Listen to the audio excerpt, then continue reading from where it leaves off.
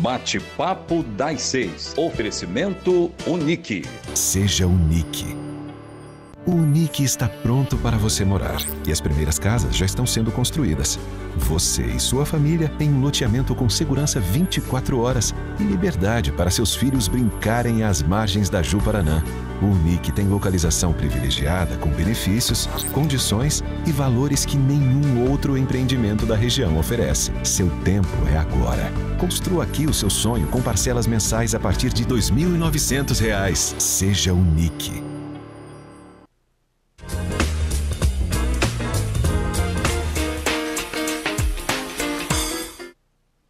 Boa tarde. Hoje é quarta-feira, são 6 horas e está começando o Bate-Papo das 6. É um programa nosso aí que fala sobre medicina, saúde, prevenção. Tá?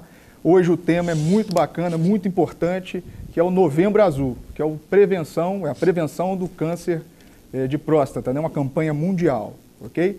Você pode nos assistir aí na TV aberta, no canal 16.1, ok? Também na rede de TV a cabo, nas mídias sociais, no Facebook, no YouTube.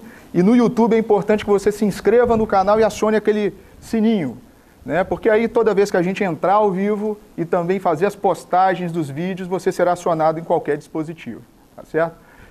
Meu nome é Dário, né? Eu sou cardiologista clínico. Hoje, excepcionalmente, vou apresentar o programa porque o doutor João e o doutor Tarcísio Campostrini, que são os apresentadores, né, estão ministrando um curso na Alemanha, em Munique, né, um tipo de angioplastia que eles estão passando, a técnica, né, para os alemães.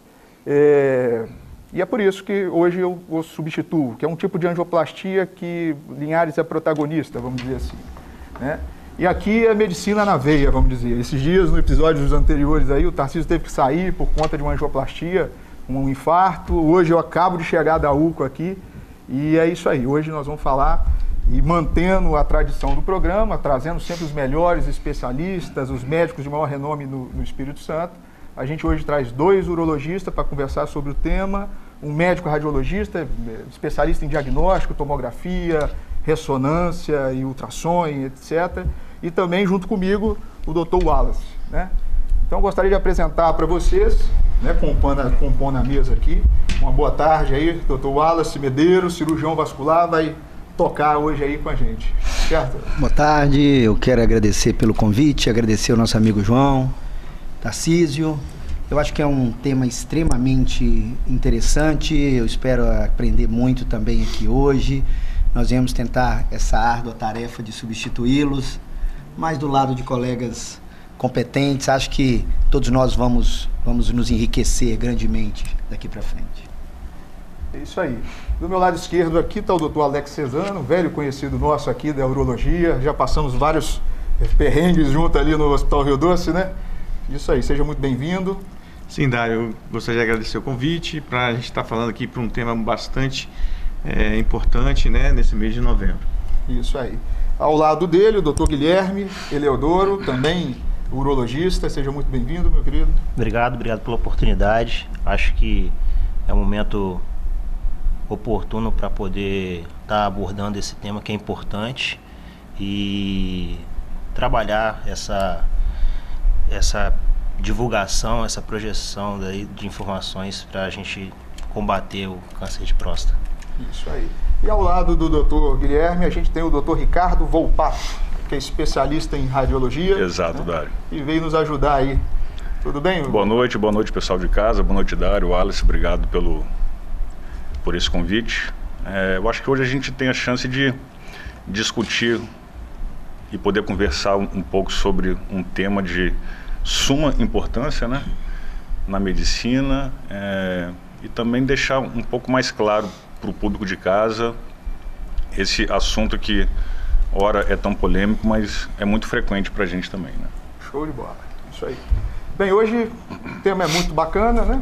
A gente vai esclarecer muito a população, tirar alguns preconceitos, vamos dizer assim. E é isso aí, vamos começar então? Isso aí, eu queria dirigir primeiro a pergunta ao Guilherme Eleodoro, para a gente iniciar o bate-papo, né? Vamos dizer assim, introduzindo, o que é a próstata? O que é esse órgão? Mulher, homem tem? Como que...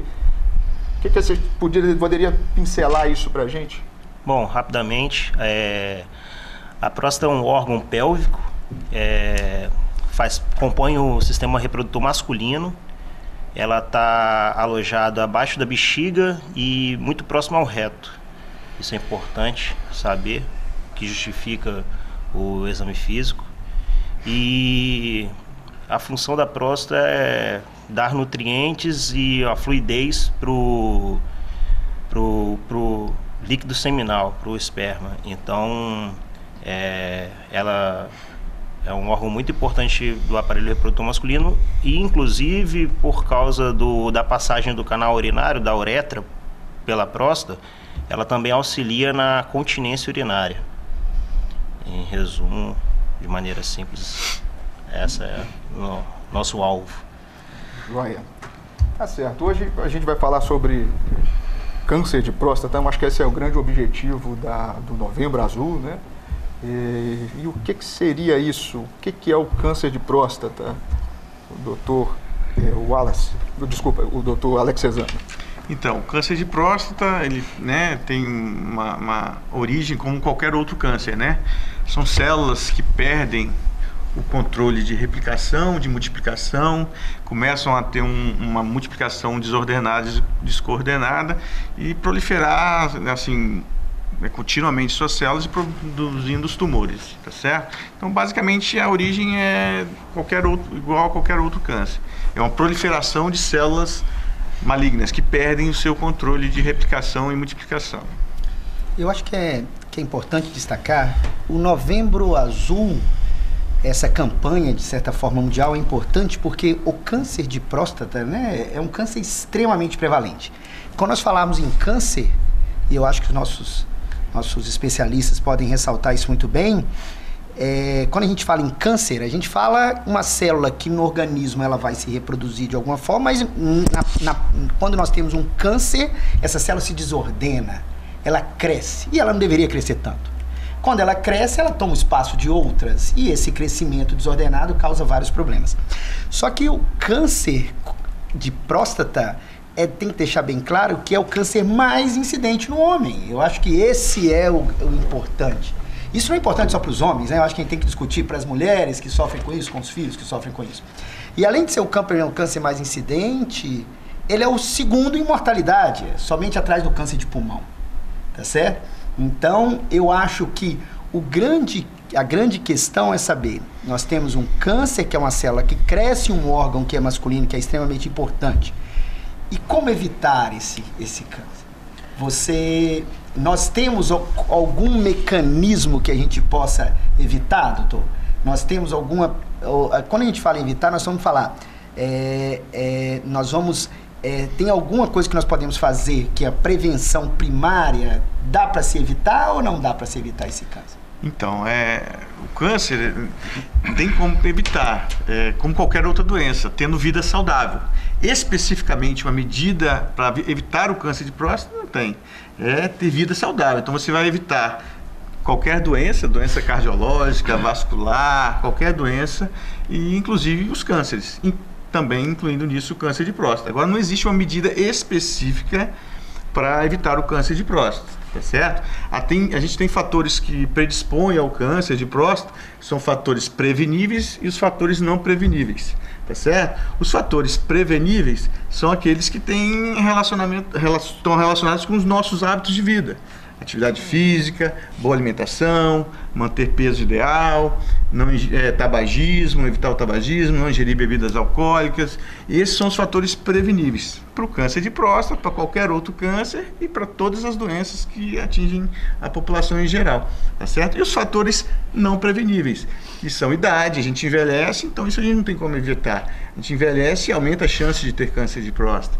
A gente tem uma história familiar, a gente não tem como evitar. Então, parentes de pessoas que tiveram câncer de próstata têm uma chance maior de ter câncer de próstata. A raça, sabe-se que os negros têm mais chance de ter câncer de próstata. Então, isso são fatores não preveníveis. A alimentação tem alguma relação com câncer de próstata?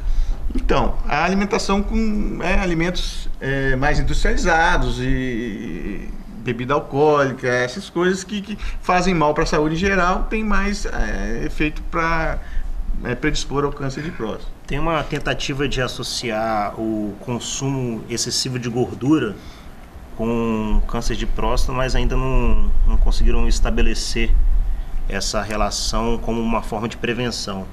Mas os hábitos alimentares do mundo ocidental têm uma relação indireta com o aumento da incidência de câncer de próstata. Eu acho que é uma questão importante. Se a gente pegar a incidência do câncer de próstata nos orientais, ela é extremamente baixa, né? Acho que é 3 por cada 1.000 habitantes. No Brasil, nós temos aí 20 vezes maior. E nos Estados Unidos, ela é 2 vezes e meia maior do que do Brasil. Então deve haver alguma coisa no hábito de vida nosso que traz o câncer de próstata.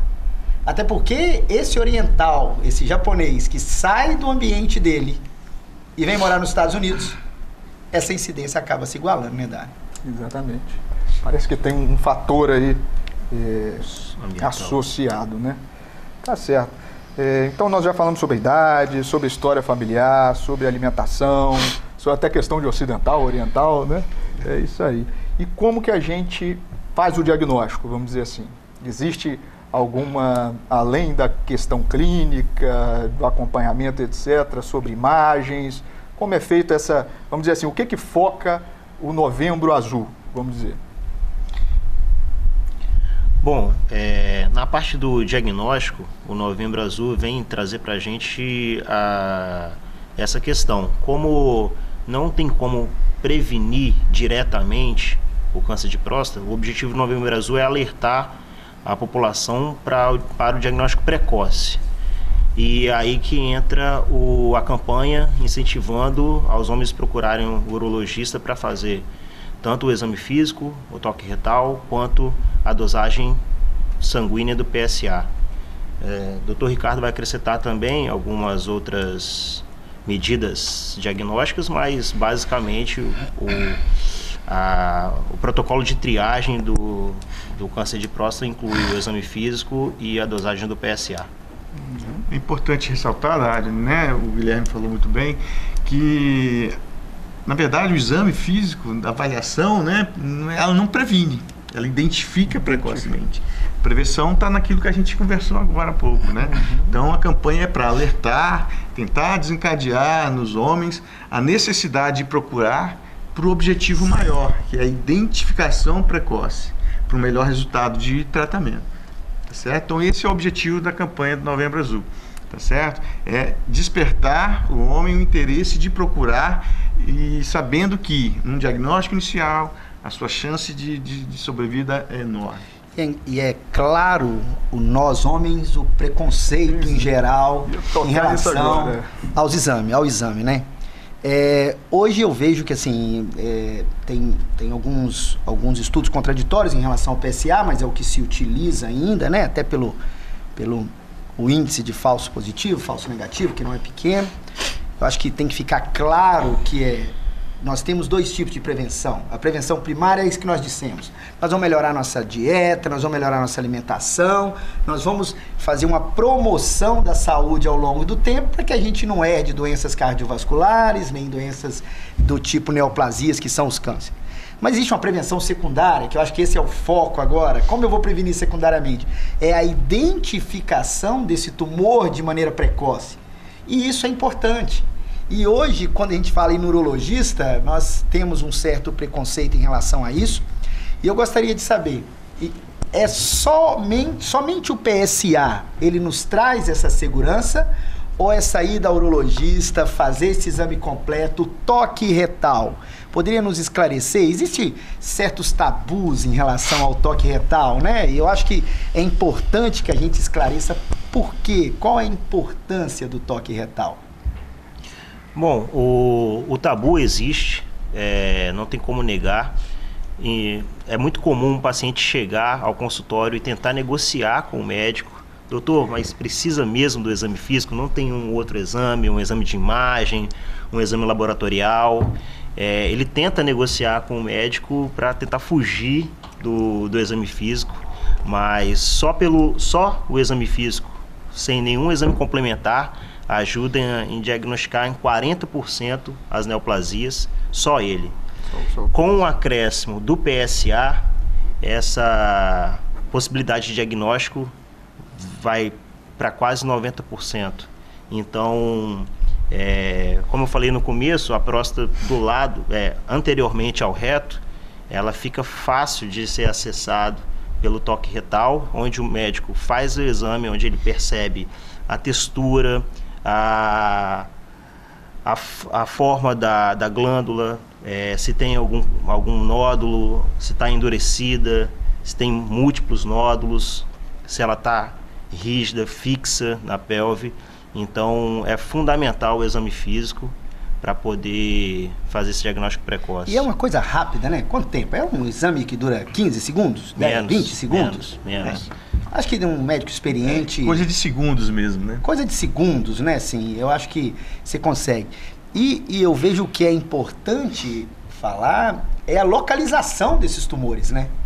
Porque o exame físico é tão importante porque esses tumores da próstata, em 99% dos casos, eles se localizam numa região que é palpável, é isso mesmo? Sim, então, a próstata está em íntimo contato com o reto. É até uma confusão muito comum, né? Pacientes que têm sintomas anorretais acharem que têm problemas prostáticos, pela proximidade da próstata com o reto. Então, pelo exame físico, como o Guilherme explicou muito bem, a gente identifica a grande maioria dos tumores porque eles acontecem nessa área chamada de zona periférica, que está em íntimo contato com a parede do reto. Então, a grande maioria das lesões vão ser identificadas, né, através do exame físico.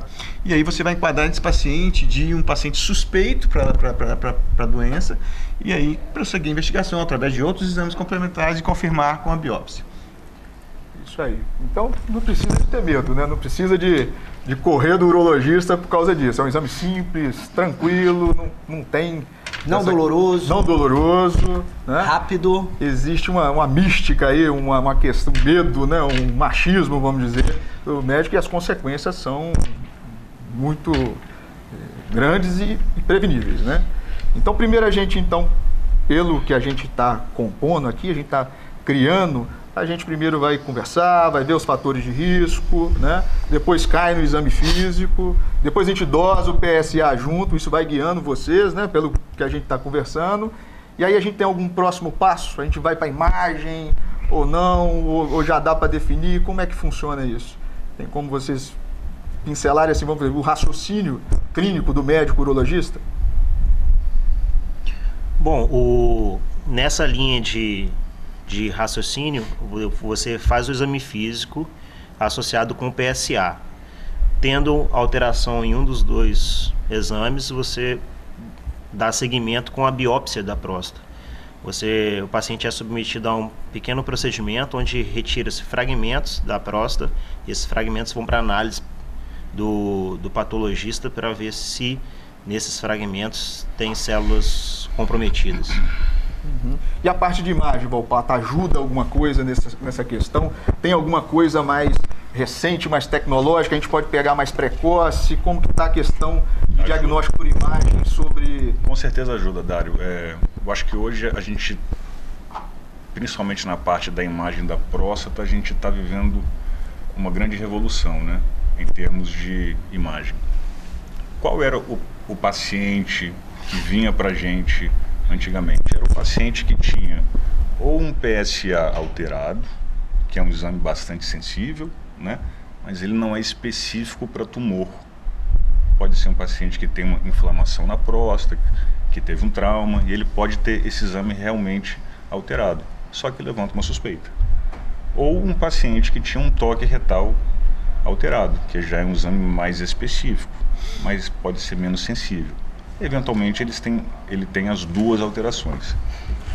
Preconizava-se durante muito tempo que esse paciente, o Guilherme e o Alex, eles podem me corrigir se eu estiver errado, ele vai direto para uma biópsia da próstata, que é feito com um aparelho de ultrassom, né, guiado por ultrassom. Só que essa biópsia ela é feita de uma forma randomizada, apesar de ser sistematizada. O que isso significa? A glândula ela é biopsiada em locais randomizados, mas sistematizados. A pessoa que faz a biópsia, ela não está enxergando de fato aonde que está o tumor. Então isso gera um resultado falso negativo muito grande. Na prática, o que é isso? A biópsia pode não encontrar o tumor, né? Isso gerava falsos negativos até em torno de 40%, 50%. Né? Ou vinha um fragmento de um tumor que talvez fosse não clinicamente significativo. Os colegas eles podem falar um pouco melhor sobre isso. Que muda muito o tratamento. Às vezes, o núcleo principal do tumor estava um pouco mais escondido, né? Dependendo da graduação dessa doença, pode ir para um lado de tratamento ou outro. Isso muda muito a doença. O que tem acontecido hoje em dia, né? O exame de ressonância magnética da próstata, ele tem evoluído bastante. A tecnologia, ela tem dado passos largos em direção a isso. Ainda bem, para o nosso bem, né? Antigamente, a ressonância magnética da próstata, ela entrava no passo final de todo esse processo. Para quê? Para fazer um estadiamento de uma doença que fosse já diagnosticada. Ou seja, a biópsia veio positiva, vamos ver como que está essa região ao redor da glândula, para ver a extensão, para ver o tamanho, se tem outros órgãos comprometidos ou não. Como eles falaram aqui, o reto está muito próximo, ele pode estar invadido, a bexiga também. A função e o intuito principal da ressonância, na verdade, era esse. Mas hoje em dia, né, a gente já tem antecipado um pouco o uso da ressonância magnética da imagem. Por quê?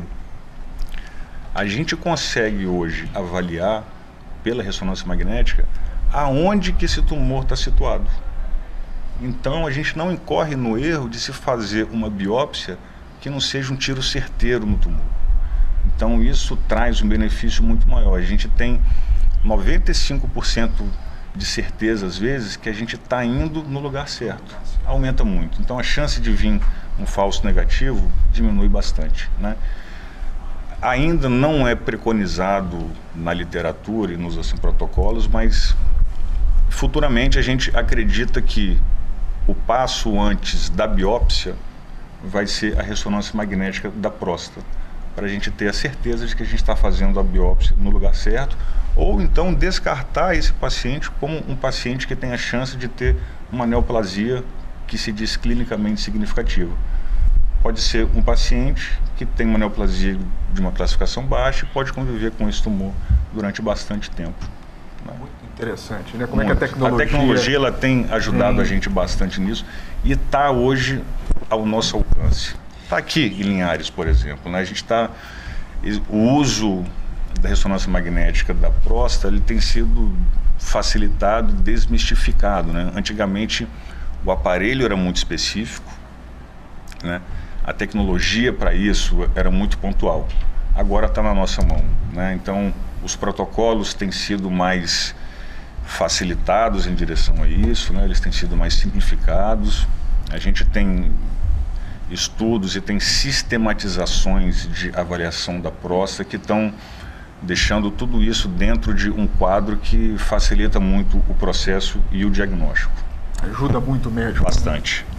E só para eu entender, na visão, hoje a gente sabe que o que é preconizado, existem algumas diferenças em relação ao que é preconizado pela sociedade brasileira, pela sociedade americana.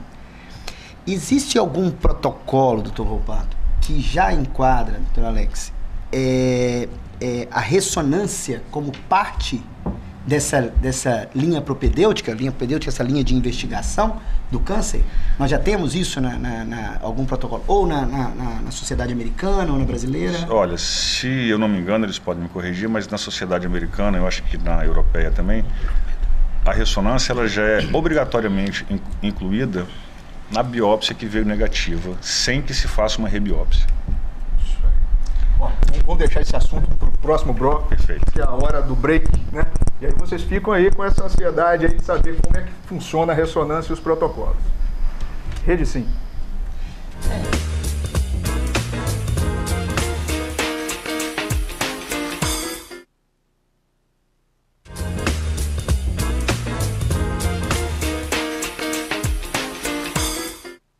Isso aí, estamos de volta com o Bate-Papo da 6, um assunto muito bacana, um bate-papo aqui com urologistas, com o radiologista, o Dr. Wallace aqui, conosco também. Então a gente volta para o Dr. Volpato, aquilo que ficou no último bloco, falando um pouco sobre a utilização da ressonância magnética no screening do câncer de próstata.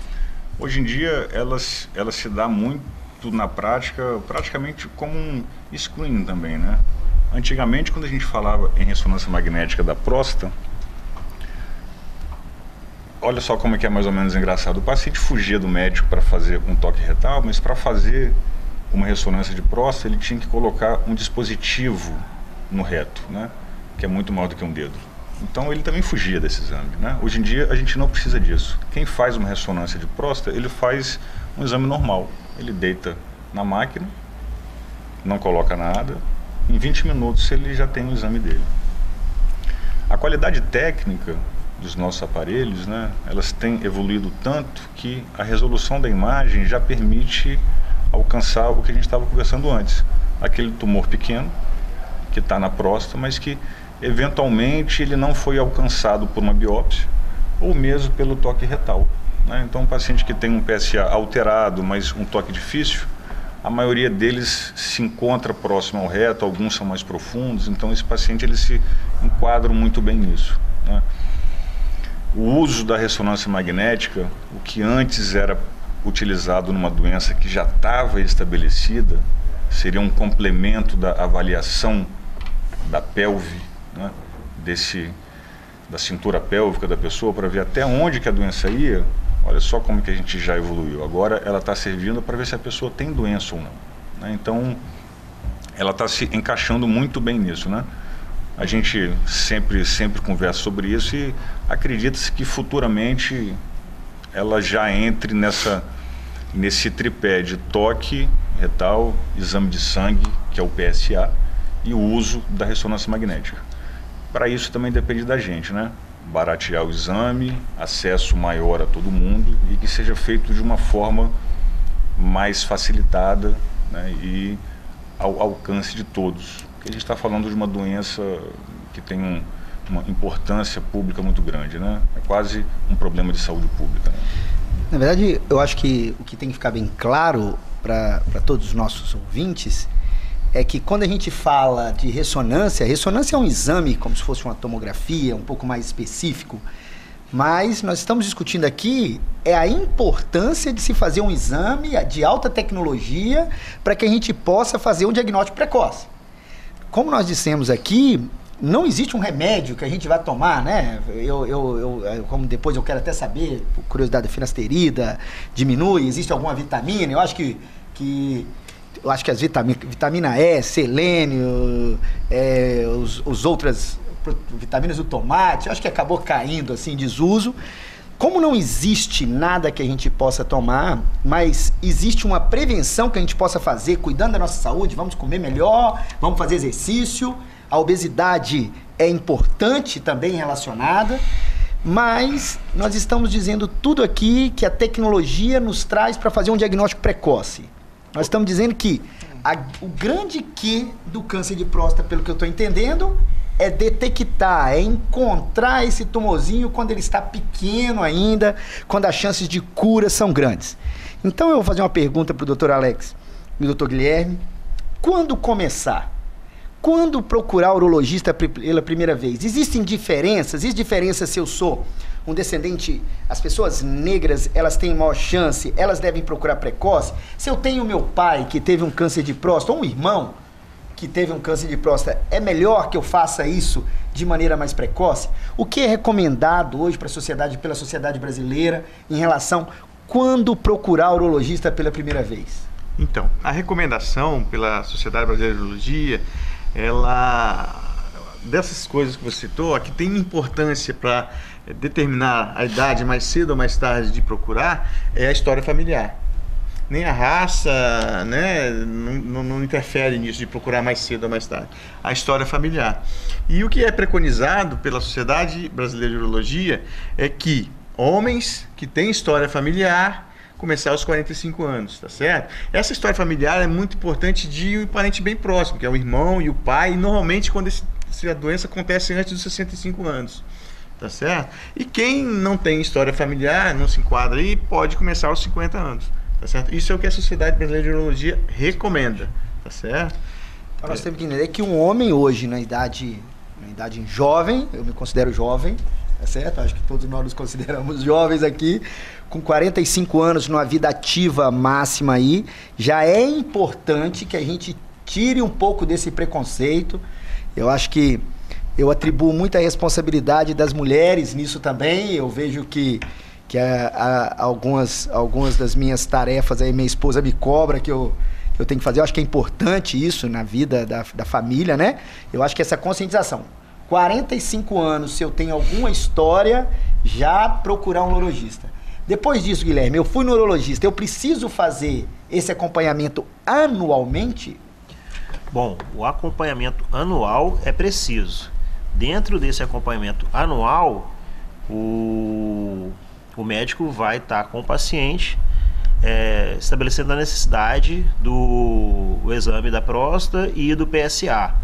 Um paciente saudável, que leva uma vida de forma saudável, já feito o exame físico, constatado que ele tem a próstata normal, os valores do PSA dele são normais, ele pode estar fazendo esse exame, repetindo a cada 2 anos, não precisa todo ano fazer o toque, mas o acompanhamento, estar próximo do seu médico para conversar, para ver como é que vai a saúde, para ver como é que vão os hábitos urinários, o acompanhamento deve ser anual, é o que a Sociedade Brasileira de Urologia preconiza, o acompanhamento anual. Quando você disse os hábitos urinários, quais são os sintomas? O câncer, o paciente, que tem o câncer de próstata, ele tem algum sintoma na sua fase inicial ou ele é assintomático na grande maioria das vezes? A gente precisa esperar sentir alguma coisa, ter algum sintoma? Existem sintomas relacionados à próstata? Bom, é por isso que a campanha estabelece essa busca ativa pela doença.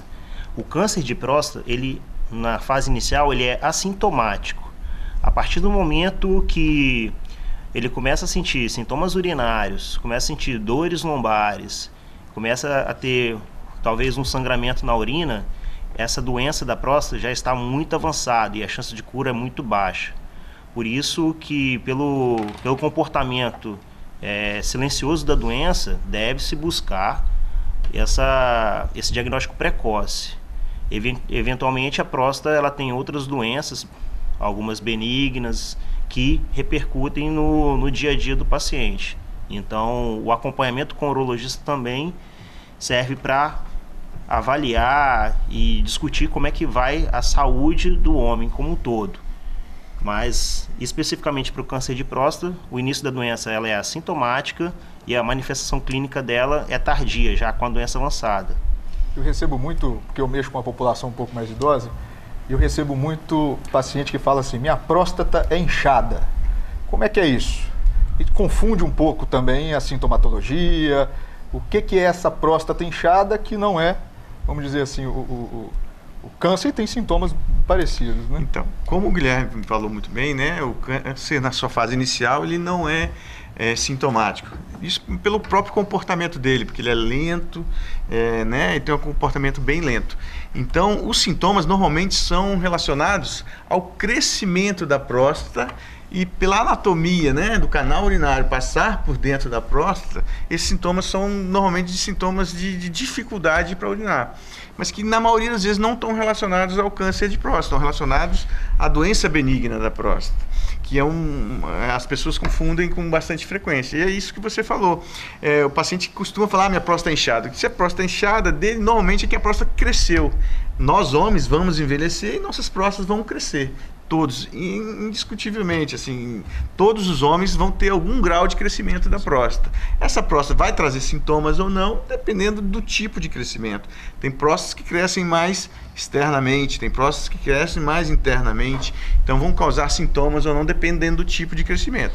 E isso não tem nada a ver, na maioria das vezes, com câncer de próstata. Quando chega a dar sintomas, são sangramentos no esperma, sangramentos na urina, aí um grau de dificuldade, né, para urinar, mas já associado a uma doença benigna junto, tá certo? Então, se esperar ter sintoma para achar que está com câncer de próstata é um grande equívoco, um grande erro e está condenado a ter problemas sérios com a doença. É engraçado ressaltar que a próstata é o sítio do câncer, né, o tumor maligno mais comum no homem e também do tumor benigno mais comum do homem, né? Então nós temos a hiperplasia prostática, ela é extremamente frequente e é uma coisa que é de difícil aceitação, é que a hiperplasia prostática, que é benigna, nós temos sintomas mais precoces. Até porque a localização da hiperplasia prostática tende a comprimir esse canal da uretra, que é o conduto por onde passa a urina, né? E isso traz sintomas mais precoces. E o câncer de próstata, por estar na localização mais periférica, ele, somente nos casos, eu acho mais avançado, é isso, que nós vamos ter esses sintomas, essa dificuldade em urinar, essa urgência em urinar, né? De saber que daqui a alguns minutos eu tenho que urinar, ou levantar à noite várias vezes, né? Para urinar, e o câncer de próstata só vai dar isso em um estágio muito tardio, né? Então quer dizer que alterou o jato urinário, não quer dizer que é câncer. Tem que ir no urologista, né? Mas não é igual, né? Tem que investigar. É a grande confusão da população em geral achar, né, que essa doença benigna da próstata tem alguma relação com câncer de próstata. Isso é fato, o Guilherme vai complementar isso aí. Dois fatos importantes. Você tem doença benigna da próstata, isso não transforma-se em câncer, tá certo? E nem aumenta a chance de você ter câncer. Tá certo? Então, você ter doença benigna da próstata, você não tem mais chance de ter câncer de próstata. E isso também não se transforma num câncer de próstata, numa neoplasia. Via de regra, a doença da próstata, o câncer, ela não aumenta consideravelmente como a doença benigna. E então, o paciente que começa a apresentar sintomas urinários, ele tende a ter uma doença benigna. A doença maligna, para causar sintomas, só na fase avançada. E assim, uma oportunidade é estar ressaltando quando o paciente mais de idade que procura a gente no consultório fala, aí você pergunta sobre os hábitos urinários, ele sempre fala: doutor, já não sou mais tão jovem, já não tem aquele jato urinário forte, é da idade.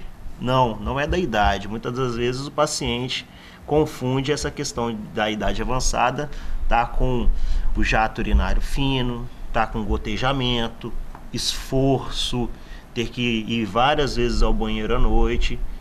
Ele não sabe, mas esses são os sintomas iniciais da doença benigna da próstata. Isso aí. Olha só, a gente vai precisar entrar em mais um break, né? E na volta a gente complementa, existe tratamento para hiperplasia prostática benigna, como que funciona, tem que operar, a gente entra nesses detalhes e também sobre hiperplasia prostática benigna, sobre imagem, se tem alguma coisa que pode ajudar, ok?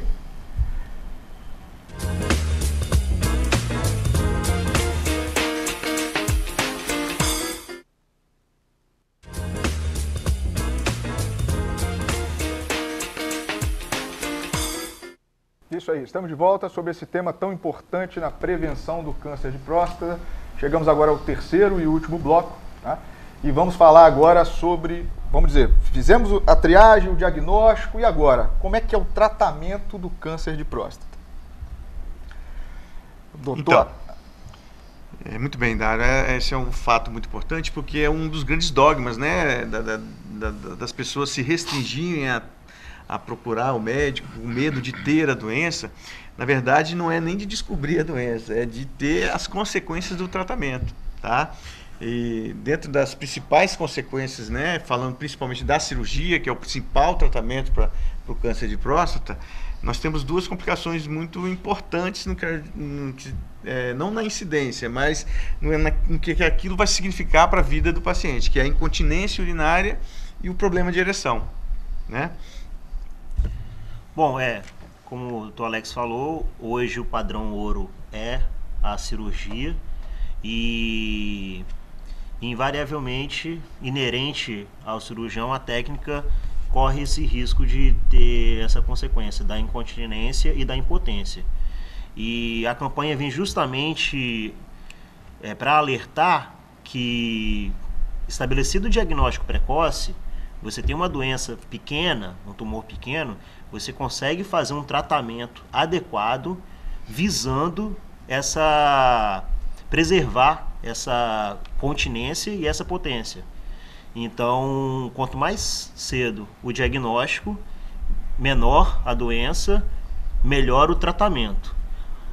Nos diagnósticos de doenças avançadas, você precisa fazer um tratamento mais agressivo, você tem uma preservação menor dos feixes nervosos e dos feixes vasculares, e aí você põe em risco a potência sexual e a continência do paciente. Então, quanto mais precoce a gente agir, ou seja, um diagnóstico mais precoce, menor a chance de ter, vamos dizer assim, complicações do ato cirúrgico, né?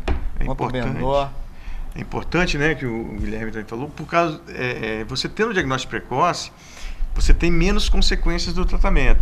E estatisticamente, assim, falando, né, de um número não muito exato, mas um número bastante significativo, se você faz o diagnóstico no início, o objetivo maior, que é a cura daquela doença, independente do tratamento, chega-se a 90% de cura, entendeu? No câncer inicial. Tá? É muito alta e é muito diferente dos outros cânceres. Então, o câncer de próstata tem características próprias dele que permite você ser curado totalmente, ter uma vida saudável, normal, vida sexual ativa, trabalho, tudo normalmente. Entendeu? É importante ressaltar, esse dado é extremamente importante. Apesar do câncer de próstata ter uma alta incidência, ter uma boa resposta ao tratamento quando identificado, no Brasil hoje, o câncer de próstata é responsável é a segunda causa de morte por câncer no homem. Só está atrás do câncer de pulmão, que é um câncer mais agressivo e tudo mais. Então, por que no Brasil nós temos o câncer de próstata como a segunda causa de mortalidade, que mais mata? Somente atrás do pulmão, já que é um câncer que responde bem. Nós estamos falando, como o Dr. Alex disse, em 90% de cura no estágio precoce. A resposta é simples, porque nós não procuramos os médicos, nós não fazemos a triagem, nós não identificamos esse tumor de maneira precoce. Então, é esse um grande recado que eu acho que nós temos que deixar, que nosso telespectador, nosso ouvinte, os nossos familiares, tem que estar ciente. Precisamos procurar de maneira precoce. Esse diagnóstico precoce vem com a longevidade, com a cura, com a vida normal, tá certo? Com a taxa de cura muito grande, muito alta, e nós temos excelentes urologistas aqui para que possamos fazer essa triagem e diagnosticar isso de maneira precoce. Você falou muito bem, Wallace. Então, o foco mesmo principal está nisso aí, no diagnóstico precoce. A gente sabendo, né, que pelos dados do Instituto Nacional do Câncer, do INCA, 600 mil novos homens vão ter câncer, vão ser diagnosticados com câncer todo ano no Brasil. E vão acontecer 15 mil mortes, 15 mil pessoas vão morrer, homens. Basicamente porque o diagnóstico foi feito tardiamente. As mortes não estão relacionadas à agressividade do tumor, principalmente, e sim ao diagnóstico tardio. Que é feito com o exame de sangue, simples. Toque retal, que nós criamos essa áurea difícil de se fazer, que dura 10, 15 segundos, é indolor. Eu acho que não traz nenhum malefício, a não ser a falta do debate, né? A falta de discutir isso de maneira clara, né? Eu acho que a gente fica aqui lá, eu vou no urologista, mas ninguém conta pra ninguém. Eu acho que quando eu for daqui uns anos aí, eu vou falar, ó, tô indo no urologista, hein? Vamos lá, porque foi um exame bem tranquilo. Eu acho que nós profissionais da saúde temos esse papel aí de difundir essas coisas boas aí, mesmo não sendo da nossa especialidade, que é um exame bem tranquilo. Eu acho que a resposta é muito simples, né? Para um problema tão grande. E por isso que é muito louvável essa campanha do Novembro Azul, para ressaltar isso. A resposta é simples. Precisamos fazer busca ativa, você precisa ir no médico, nós precisamos. Se você tem fator de risco, a história familiar positiva, como nós dissemos, tem acima de 45 anos, é fundamental que se vá, procure um profissional, procure um urologista, familiares que tenham consciência disso, até para incentivar esse ato também, essa prática, porque isso trará grandes benefícios, como nós estamos dizendo aqui, incontestáveis benefícios. É isso aí. Está faltando você, né, população aí, nós que estamos em Linhares, né, procurar o seu urologista. No meu consultório, quando a gente fala assim, vai, é a hora de procurar o urologista. Aí já cria o medo, ele já não quer ir, já escapa. Não dá para ser ano que vem, e aí está perdendo tempo. Olha o que a gente está discutindo aqui. Quanto mais precoce, chance de cura, né? Tecnologia envolvida. Hoje Linhares tem a Uniscan, tem a ressonância, tem tudo isso envolvido, não só, né? Então, a mensagem muito importante é isso. Você, homem, acaba com esse preconceito, vão procurar o médico urologista, profissionais excelentes, né? E o tratamento e essa campanha belíssima que a gente relembra vocês do quão importante, né? Eu tenho alguns casos de familiares que tiveram isso e se a gente atuasse um pouco mais precoce, a gente não passaria pelo que passou. Então, é uma mensagem muito importante, né? Sobre o tratamento, vamos voltar a essa linha. Tem mais alguma abordagem, alguma coisa recente, alguma tecnologia nova que a gente pode entrar? Ou não? É basicamente a mesma cirurgia? Isso complementa com algum outro tipo de segmento? Existe remédio no tratamento? Ou não, é só cirurgia mesmo? Não, o tratamento, ele, padrão ouro, o tratamento, quando o paciente tem a oportunidade, é a cirurgia. Alguns pacientes bem selecionados se beneficiam da radioterapia, técnicas diferentes de radioterapia, e aí, infelizmente, temos pacientes com a doença avançada que têm alternativas de tratamento, como hormonioterapia ou bloqueio hormonal. Hoje em dia está muito em evidência a vigilância ativa, na qual o paciente jovem que tem a doença, ele consegue acompanhar essa doença para ver se ela vai avançar e sim estabelecer a necessidade de uma intervenção. E nos casos mais avançados, onde você faz a conduta expectante, tratando apenas os sintomas. E radioterapia, assim, o que seria? É uma máquina que... Como que funciona isso? Às vezes pode surgir a dúvida na população. Então, a radioterapia, né, é uma opção de tratamento, tá, para casos selecionados. Evoluiu bastante, isso é importante dizer, como as técnicas de diagnóstico, as técnicas de tratamento cirúrgicas, né? A gente tem a robótica agora que, se Deus quiser, um dia vai chegar para a população toda, como a ressonância está chegando, né, Ricardo? A radioterapia melhorou bastante, tá certo? Ela está mais conformacional, ela está mais direcionada, de forma mais normal de dizer, está pegando mais só a próstata, ao invés dos outros órgãos, e causando menos problema. Então ela se tornou um método opcional de tratamento bem, bem atrativo. Só para fazer um adeno aí, uma propaganda, o Grupo do Linhares Medical Center tem a proposta aí, a partir do próximo ano e na inauguração do hospital, já nasce com radioterapia, com aparelho de radioterapia o mais moderno que existe hoje aqui no Brasil e no mundo, né, que já está em fase final de negociação disso. E a robótica, que é um sonho aí, nós estamos discutindo isso também, a capacidade disso. Você sabe que qualquer investimento tem que ser visto com muito cuidado, mas a radioterapia já é extremamente certa, um aparelho mais moderno aí que temos aí no mundo atual aí, é um aparelho que está praticamente fechado. Então hoje nós temos Linhares como um grande centro de saúde oferecendo essa tecnologia que eu espero que esteja disponível aí para grande parte da população aí, para trazer esse benefício. O aparelho de radioterapia, você precisa de aparelhos modernos que tenham essa capacidade de concentrar isso para evitar efeitos colaterais causados pelo tratamento, né? Assim, as cistites, até as neoplasias de gastrointestinal e tudo mais. Mas só para deixar um lembrete aí, que Linhares daqui a uns dias estamos esperançosos que isso chegue aqui na região e que traga benefício para toda a população. A saúde de Linhares vem dando passos largos, exatamente. Então é isso, ó, a gente chega no final do nosso programa, né? Só relembrando que o pessoal de casa, que o programa ele reprisa amanhã, tá? Pela manhã e no domingo de tarde, tá ok? Então, considerações finais sobre esse programa belíssimo, falando sobre Novembro Azul, para a gente se prevenir. Eu acho que a mensagem ficou muito bacana. É isso aí. E aí, Alex?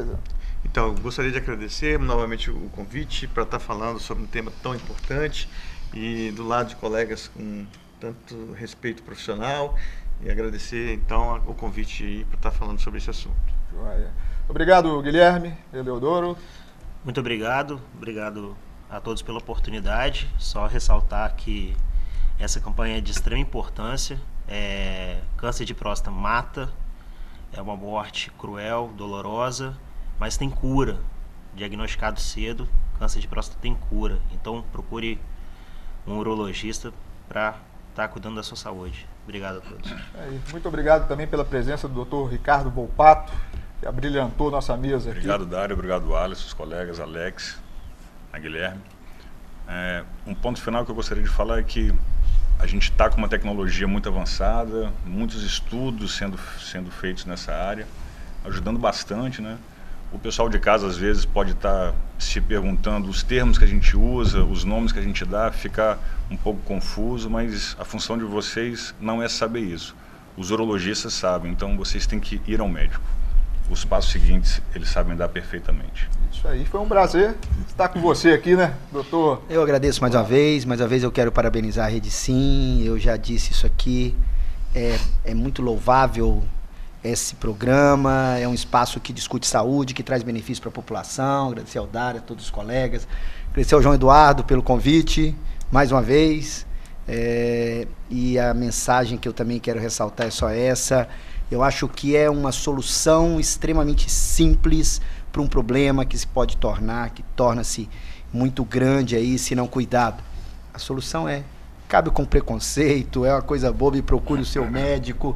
Se você tem acima de 45 anos, se tem algum fator de risco. Se você tem acima de 50 anos, sem nenhum fator de risco, como foi dito aqui, vamos procurar os colegas e vamos evitar essa catástrofe que é a segunda causa de mortalidade do Brasil. Isso aí. Muito obrigado pela companhia, um abraço no coração da família.